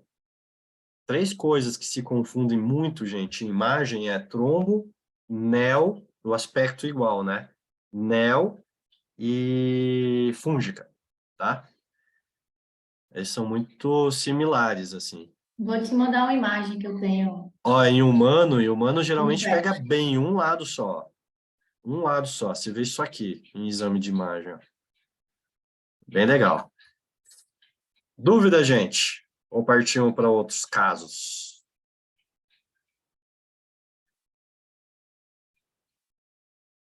Não sei pela hora aí que o pessoal quer fazer, vai dar 9 horas, né? Vamos mais um, então. Vamos falar do Beagle, do Bob. Ele apareceu. É porque o menino tá chorando aqui, foi dormir agora. O importante é participar em algum momento, né? Esse Bob, ele tem ele é atópico, certo? Certo. E ele tem um histórico de alteração em transaminases. É um Beagle. Um Beagle. Beagle, ele tem 6 anos, é atópico e tem histórico de alteração em transaminases hepáticas. Tem doença hepática. Tá. Em janeiro desse ano, ele entrou em uma crise mais acentuada da dermatopatia, e aí foi entrado com tratamento para controle de infecção secundária, fúngica e bacteriana. Tá. Ele deu O uma que foi, controlada... Sávio? Oi? Foi cefalexina? O que foi? Cefalexina e terbinafina. Tá. E banho e talco. Tá. Em março, final de março, a tutora relata que estava em casa com ele e, do nada, ela notou que ele estava com andar cambaleante e, quando pensa que não, ele lateralizou e ficou como se estivesse chocado, de fato. Tá. Ele tinha reflexo pupilar, só que ele não tinha força para se levantar, para se locomover, nada disso. Ela chamava ele e ele não ficava como se estivesse apagado. Só que ele tinha consciência. Um padrão de síncope ou pode ter sido convulsão? Só para... Então, ele não tem padrão de convulsão, porque ele não se debate, ele não tem movimento involuntário, não tem nada. Tá. Uhum. E aí, dessa vez, ela levou lá para a clínica. Quando chegou na clínica, ele estava hipotenso, o lactato dele eu não lembro exatamente, mas eu lembro que estava alto, se não me engano foi 7 alguma coisa. 7,8. 7,8 foi da segunda vez, eu acho, não foi não? Primeira vez deu 10 e pouco, segunda vez deu 7 e pouco, acho que terceira vez deu 6 e pouco. Pronto. E aí ele... Quando chegava na clínica, entrava com tratamento de suporte mesmo para controlar a hipotensão, fazia uma prova de carga, e logo depois o cachorro ia se recuperando. Aí ele passava o dia lá e passava o dia, ficava de boa, não tinha mais nada. Uhum. Aí eu lembro que a gente solicitou... Não, nessa primeira vez, como ele tinha alteração hepática associada, tinha um pouco de líquido livre, o trato gastrointestinal estava inflamado, eu lembro que a gente até pensou num quadro de intoxicação. E aí entrou com tratamento para intoxicação em si, tratamento sintomático, o cachorro ficou tranquilo. Aí depois de um mês, mais ou menos, ele apresentou outra crise. Uhum. E todas as crises foi sempre dentro de casa, nenhuma foi na rua. Uhum. E aí, nessa segunda crise que ele apresentou os mesmos sintomas. Só que dessa vez, ele não tinha alteração em trato gastrointestinal, ele não chegou a inflamar intestino nem estômago. Mas tinha líquido livre e fez os mesmos sintomas iniciais. E aí a gente tratou, na verdade, fez tratamento sintomático novamente, o cachorro ficou bom. Na mesma semana, a gente pediu um eletro e um eco. No ecocardiograma, ele não tinha alterações que justificavam um quadro em si, de uma síncope ou algo do tipo. Uhum. No eletro, ele tinha uma arritmia sinusal, não era, Andressa? A arritmia sinusal respiratória. Legal. E não concluía nada também. Eu até pedi a neurologista lá da clínica para poder fazer um exame neurológico nele, para ver se poderia ter indício de alguma alteração neurológica que poderia estar desencadeando esse tipo de alteração também, mas pela avaliação dela não tinha nada que justificasse. Nossa, o circo tá fechando aí, tá ficando difícil. Vamos lá, continua. E aí não tinha nada que justificasse. E aí a gente fez o que mais, meu Deus? Certo. A CTH. Foi. Aí a gente pensou fazendo o cortisol com a CTH, para ver se tinha alguma alteração metabólica aí, o hiperadreno, ou o próprio hipoadreno aí, que justificasse também alguma alteração. Só que aí ela estava fazendo uso de pomada corticoide em casa, nenhuma lesão ou outra que ele aparecia. E aí acabou que a gente suspendeu, porque não ia adiantar. E daí a gente solicitou essa semana passada eu solicitei o Holter para ela, mas ela ainda não retornou para poder me dizer o que deu, entendeu? Ainda focado na possibilidade de ser alguma alteração cardíaca, alguma síndrome talvez, tá? Isso. E aí eu estou expondo o caso para ver o que você acha. Putz, bacana esse caso. Alguém Deixa tem eu algum... acrescentar umas coisas, Dani, rapidinho. Pode acrescentar. Ele chega em choque clássico e as terapias que são feitas, a primeira vez foi feito Dexa, dose baixa, reposição volêmica e controle álgico. Primeira vez. Segunda vez, reposição volêmica e controle álgico. Pablo, que atendeu ele uma vez, ele pode acrescentar também o que ele viu, mas eu lembro que ele peguei plantão dele, ele falou que ele tinha muito desconforto abdominal. Ele fez reposição volêmica, fez controle álgico, ele precisou resgatar até a analgesia dele, porque ele estava bem desconfortável de abdômen, tá? Mas basicamente foi o que ele fez. E aí ele fez a reposição volêmica, precisou fazer uma segunda na internação e ele foi retomando os sinais vitais. O choque que ele chega é clássico, hiperlactatemia, inconsciente, clássico. E, não E responsivo a volume. O volume já responde. Aí e não faz muito volume também, né? Tipo, faz aquele início ali de volume e ele já responde. Não precisa entrar, não chega a Não entrar faz em... vasopressor, Tá. nenhum tipo de vasopressor, nem dose baixa, nenhum. A terapia que é feita é essa. E ele retoma. Hiperlactatemia, tudo aí o lactato volta ao normal e ele é um demônio. E ele quer quebrar tudo. E ele volta assim. Ele é super agitado, doidão. Será que esse cachorro não está fazendo, porventura, algum tipo de estímulo vagal? Então, eu até falei com esse caso com o César. Ele sugeriu o WPW, que é aquela Wolfpack Light, que é descrita mais em Golden Retriever, né? Não é tão comum, mas o Beagle ele é sugerido em algum momento. Só que na época que eu falei com o César, eu não sabia que ele tinha arritmia sinusal respiratória, porque é mais relacionado a vago, né? Do que ele estivesse fazendo algum tipo de taquicardia aí, que seria a classificação da WPW, né? Como ela se comportaria. Se estivesse fazendo algum tipo de arritmia, taquiarritmia, em algum momento, e ele, pum, baixa débito cardíaco, cai, só que ele não tem insuficiência cardíaca, que seria a insuficiência cardíaca transitória. E ele volta normal, entendeu? Só que eu não sabia que ele tinha arritmia sinusal respiratória, porque aí não é muito condizente com que apresenta ataque, né? É mais se ele tivesse alguma síndrome para BRAD, em algum momento do dia. Ou doença de nodo, ou síndrome taquibrade. Alguém falou alguma coisa? Então, eu pensaria em hipodreno iatrogênico por conta do histórico, né? Muitas vezes essa questão do uso do corticoide, o teste de ACTH realmente fica dificultoso para a gente fechar o diagnóstico, mas pelo sinal clínico, pela relação sódio-potássio, até acho que a gente trocou figurinha. Foi o que aconteceu com o mel, tratamento clínico. A gente vai fazendo aquela reposição de glicocorticoide e vai tirando aos poucos e vai acompanhando, né? A questão das relações sódio-potássio, principalmente, e a glicemia do paciente, que são os principais parâmetros. Perfeito. Mais um diferencial. Olha, para esse tipo de sinal clínico, tem que focar, cardio e neuro. Calma aí, tá, Marco? É porque daí lá no neuro entra lá o Dinamite V, então já começa a entrar milhões de causas, né? Mas eu não descartaria a possibilidade de ser algo neurológico, ou excluindo causas neurológicas, que boa parte no exame clínico com o neurologista já foi excluído, né? Mas às vezes entra aquelas coisas bem, tipo hipovitaminose, né? Que são difíceis de diagnóstico. Agora, eu focaria ainda nessa parte do coração aí, achei interessante, né? Um paciente que, a princípio, ele não tem nenhum sinal no ecocardio.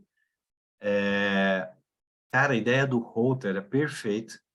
Tentar mapear isso em vários momentos da vida dele, né? Durante o eletro, talvez esteja tudo bem. E aí a gente tem síndromes bem difíceis de classificar, que vai depender, às vezes não bate uma informação com a outra, mas síndrome vagal, doença do nodo, sinoatrial, síndrome taquibrade, que a gente já pegou aqui, era bem interessante, né? O paciente estava super bem, de repente, plum, ele fazia bradicardia, sinais de choque clássico também, né? Pressão caía lá embaixo, meu Deus do céu, de repente o cachorro estava bem, alerta e segue a vida normal. Né? Em alguns momentos que só durante a fase de hospitalização que a gente entendeu, ele estava numa frequência normal, de repente faz um TAC absurdo, de repente faz um BRAD, né? Então, são doenças mais específicas, assim, mas eu pensaria no coração, tá, gente? Essa taquibrade, ela é do nó? Ela influencia no nódo, é impulso elétrico, né? Mas não é a doença do nódo. Isso é outra coisa ainda. o Marco fez a colocação. A parte endócrina em si, ela não gera, vamos pensar, alguma característica endócrina, tirando o que a gente já comentou, principalmente trombo, assim, que é alguma coisa persistente, ela pode interferir, principalmente questão eletrolítica, mas aí, Marco, eu pensaria que seria alguma coisa mais marcante para a gente, né? Algo mais constante, né? E não tão transitório, né? Fez vários bioquímicos. Outra coisa que foi colocado para Aí você. eu só pensaria em faria um parêntese. Se ele é atópico também, às vezes, por tutor, por conveniência, acaba fazendo muito uso de corticoide. E alguns corticoides, por potência, ele dura algum tempo na corrente sanguínea. Por exemplo, Dexa. Dexa, o tempo de minha vida, 72 horas, né? E com potência 25 vezes maior que o cortisol, que é o cortisol que a gente produz, em teoria. Então, fica muito tempo suprimido esse eixo com corticoide circulante externo. Então, em teoria, eu vou ter uma produção diminuída da minha glândula adrenal, mas eu vou ter o cortisol disponível na corrente sanguínea por uma meia-vida longa, a depender desse corticoide. Então, eu não sei qual é o corticoide que ele está usando, a frequência, tipo uma PrEP. Perfeito, Marco, mas pensando assim, beleza, por mais que o efeito do corticoide seja transitório, o que o corticoide poderia ter gerado para justificar uma síncope, por exemplo, um desmaio Eu súbito? pensaria no hiperadreno iatrogênico. E aí, no hiperadreno iatrogênico, o paciente vai ter alguns sinais de hiperadreno, quando você dá o corticoide externo, o cortisol, seja ele por qual via, ele vai começar a desenvolver sinais de hipercortisolismo, né? Hum, E aí o que acontece? Só que a adrenal, produtora do cortisol, que a gente necessita nas questões fisiológicas, por esse cortisol externo, ele acaba não tendo uma boa produção, às vezes até atrofiando por completa. E aí o que acontece? Isso é possível ser transitório. De repente, o paciente ficar fraco, digamos assim, demonstrar todos os sinais, né, de fraqueza e tudo mais. Mas pensando agora, Marco, tira essa dúvida para a gente, né? Sendo transitório, como que ele responderia isso, né? Sendo que, pelo que eu entendi, a resposta bem positiva dele é a resposta a fluido, né? Então, Não tem basicamente, a função, né? Porque quando você diminui esse eixo, você tem uma supressão do cortisol, mas a gente tem que lembrar que a cortisona ela sobe para se tornar aldosterona também. Então, o que que acontece? O paciente ele vai ter distúrbio também, tanto em bomba, por conta da questão da inibição do sistema renina-angiotensina. Aí, então, ele vai ter uma hipopotassemia, então vai ter bloqueios, vai ter alteração no elétrico. A gente vai ter também aquela questão da LT justificada por conta do hipercortisolismo, né? Porque o próprio cortisol, ele pode desenvolver aquela hepatite vascular por conta do uso prolongado. Então, ele vai ter alguns sinais de hiperadreno. Eu acho que eu perguntei sobre ele é polifágico, mas aí a gente fica sem padrão porque é Beagle, né? O Beagle, Hum, ele por si só já vem polifágico, mas eu pensaria muito pelo histórico de anamnese dele. Ele é um paciente atópico, vira e mexe. A gente deparou até num caso recente de uma que a gente acabou fechando, paciente do Marcelo, uma maltês. Ela tinha toda a clínica de paradreno, a gente fala de fenótipo, né? Do Cushing, o termo paradreno até está em desuso, mas fenótipo Cushingoide, mas a tutora dizia, não faria, não é. A gente fez o teste de supressão e estimulação, estimulou nada. Eu disse, olha, é iatrogênico. Até porque essa paciente, a gente conseguiu fazer o teste de estimulação, porque ela não uhum. tinha usado cortisol algumas semanas, no tempo que precisa para a gente não ter falsos positivos ou falsos negativos. Num caso desse, é a mesma coisa. O que eu acho? Realmente um hiperadreno iatrogênico, por conta desse uso do cortisol, por ser atópico, por ter algumas crises alérgicas, e aí apresentar esses sinais de Addison, levar a terapia. Então, quando você faz a terapia volêmica, você responde, você basicamente está fazendo o quê? A reposição de fluidos que a falta da aldosterona está Vamos promovendo. corrigir. Então, olha só. Primeiro comentário. Olha, endocrinopatia e nefrologia, eu acho que tem que ser muito louco para ir para essa especialidade. Não. Ele É, é. Ah, então, Limpa na galáxia. pelo amor de Deus, gente. É, olha só, a abordagem para esse paciente, né? Então, a gente já sabe que tem que fazer uma estimulação, certo? Essa é a indicação nesse primeiro momento, Marco? Então, sim, acho que eu deixei para fazer 2 semanas sem cortisol, sempre com a prese do lado, porque qualquer sinal de hi- hi- hipo, é, hiporrexia, Uhum. hipodipsia, Já poder barulho fazer o corticoide intestinal, para abordar e ele não entrar na crise. isso Tá. mesmo. Se Tem um conseguir, nome para isso, Marco? O nome disso? É uma hiperadrenia crise? androgênica. Tá. É, E ACTH. Então, aí no STH a gente encontra um padrão não estimulável, né? Quando a gente vai perfeito. ver aquela capacidade da estimulação glandular, ela não responde. Perfeito. Aí o que acontece? Mas o hiperadrênio iatrogênico, por conta do uso do cortisol, a gente tem,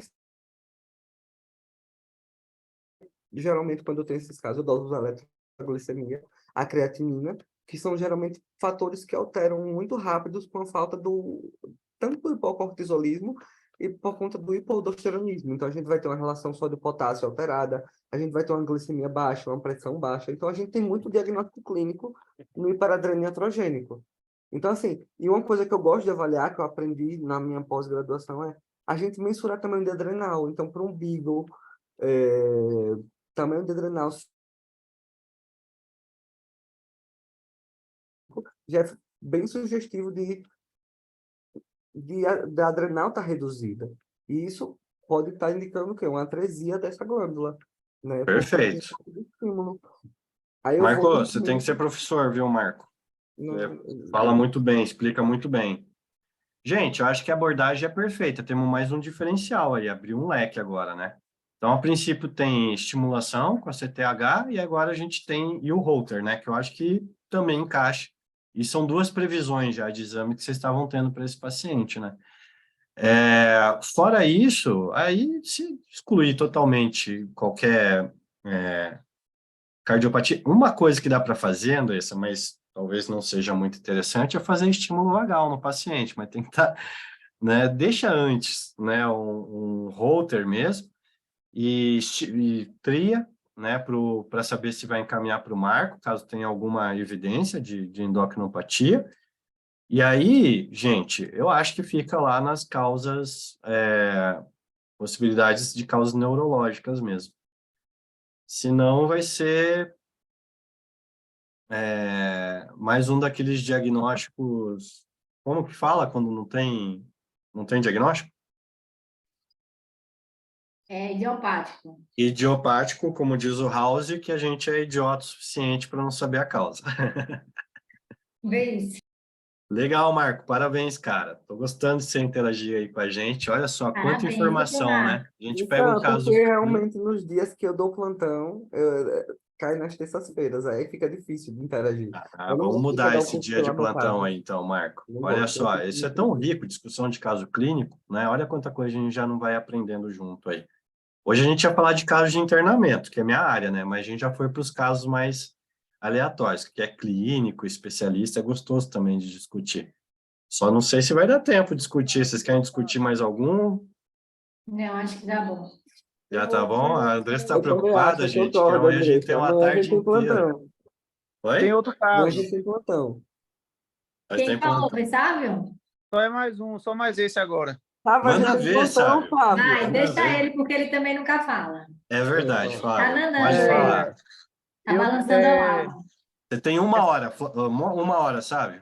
não, 10 minutos a gente consegue conversar sobre ele. Então tá bom, vamos lá.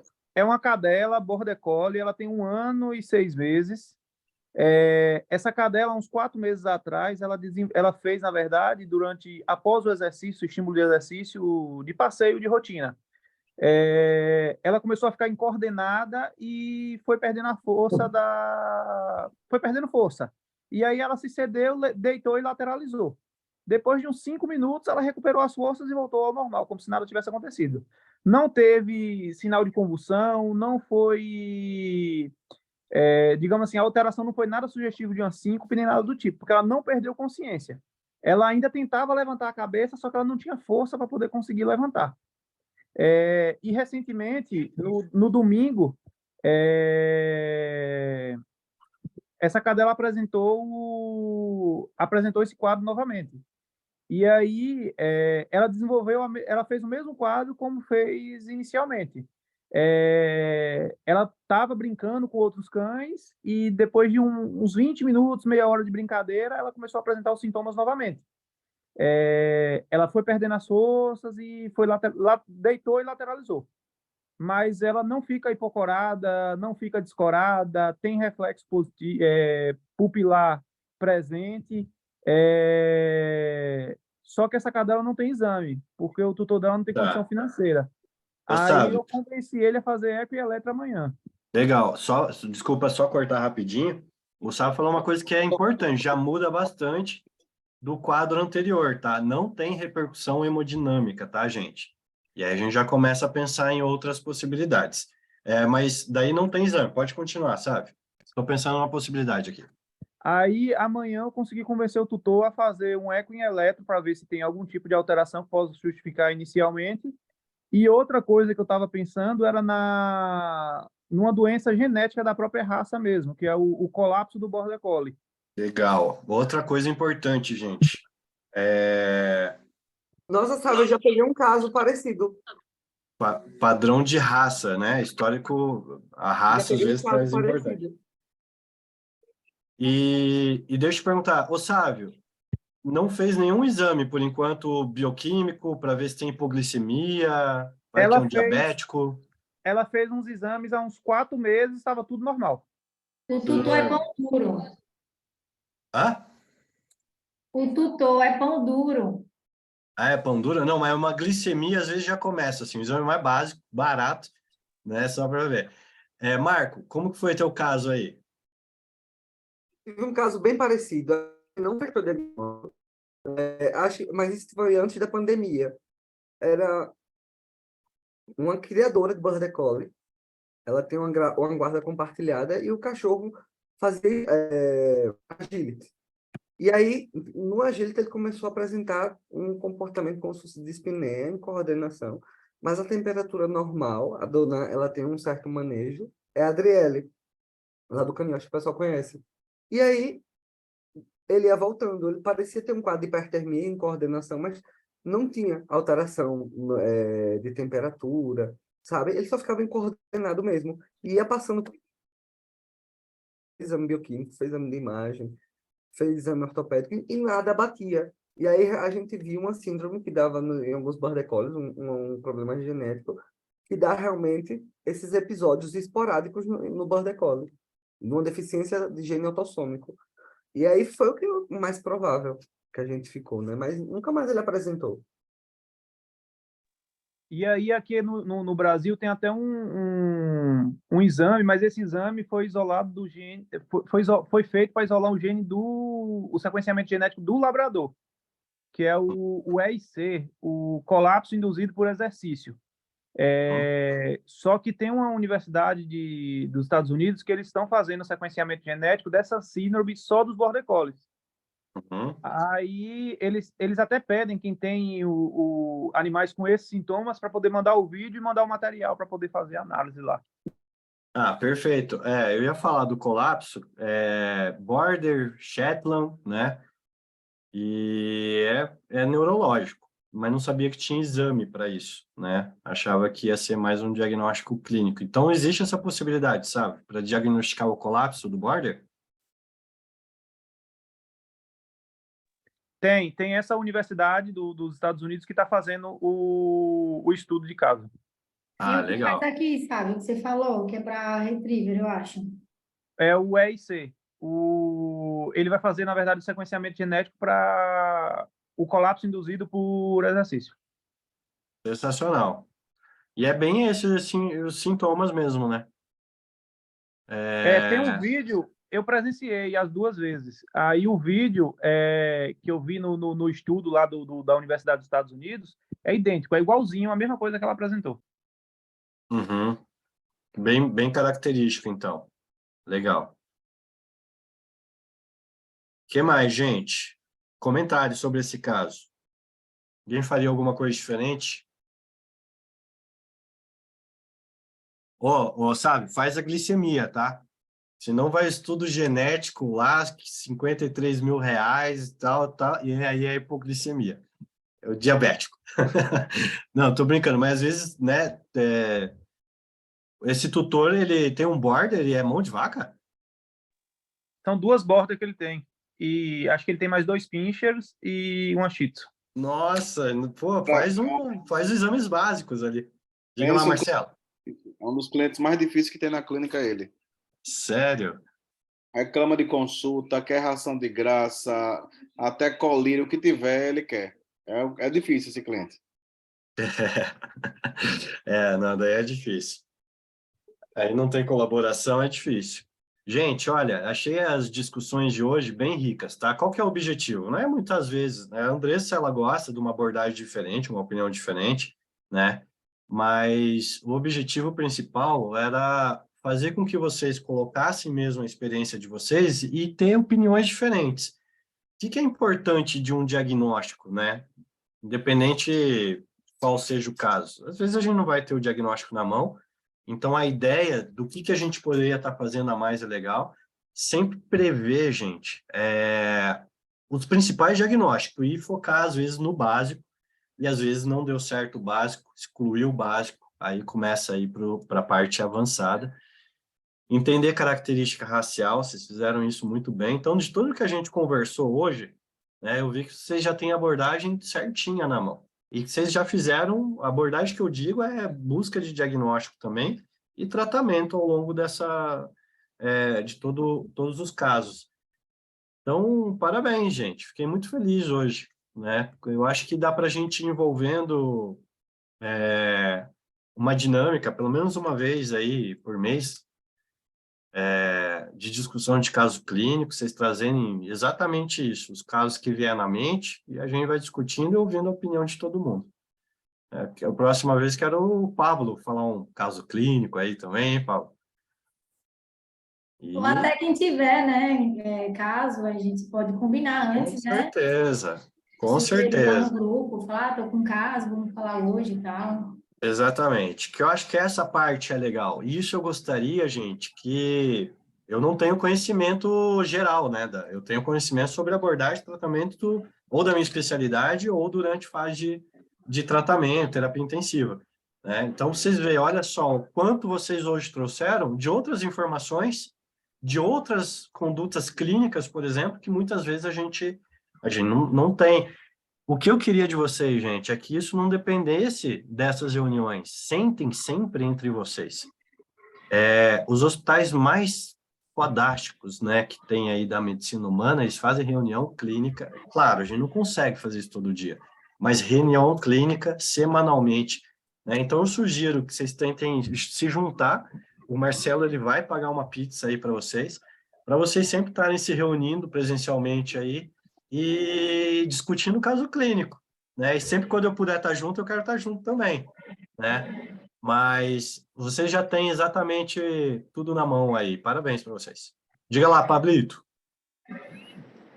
Quer falar alguma coisa? Não. Ai, Pablo, tem até 10 horas, mande. Abre seu coração para a gente, Pablo. Não, na próxima eu trago um caso. Não, beleza. Elaine, quer falar alguma coisa para a gente, Elaine? De pipoca, Elaine.